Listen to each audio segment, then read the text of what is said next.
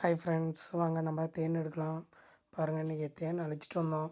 பார்த்திங்கன்னா பூச்சி நிறைய பூச்சி அப்படியே தேன் இடலோடயே வந்துடுச்சிங்க. சரி, என்ன பண்ணுறது, நம்ம அதை வெளியவும் எடுத்து விட முடியலைங்க. வந்துடுச்சு அப்படியே நம்ம தூக்கிட்டு வந்தோம். அது எங்கே இருந்துச்சு அப்படின்னா, மரத்தில் அது கட்டி இருந்துச்சிங்க.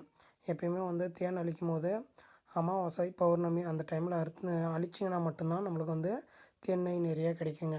மற்ற டைமில் அழிக்கலாங்க. அழிச்சோம்னா என்ன ஆகுனா, அதில் தேன் நெய் இருக்காது, கண்டிப்பாக இருக்காது. அது என்ன பண்ணால் தேன் நெய்யை ஃபுல்லுமே குடிச்சிடுங்க. அழித்து எடுத்துகிட்டு அப்படியே நம்மளுடைய ஒரு பாக்ஸில் பாருங்கள், அப்படியே தேன் நெய்யை மட்டும் அப்படியே புழிஞ்சு எடுக்கிறேன்.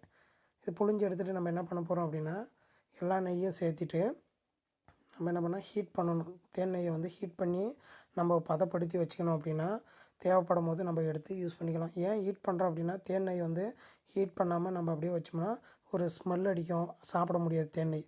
நம்ம அதுக்காகவே என்ன பண்ணுறோம் அப்படின்னா, பதப்படுத்தி அது ஒரு பாக்ஸ்லேயோ ஏதாச்சும் போட்டு நம்ம வச்சுக்கணும். அப்படின்னா நல்லாயிருக்கும். நம்ம தேவைப்படும் போது எடுத்து சாப்பிட்லாம். குழந்தைங்களுக்கும் கொடுக்கலாம், நல்லா விரும்பி சாப்பிடுவாங்க.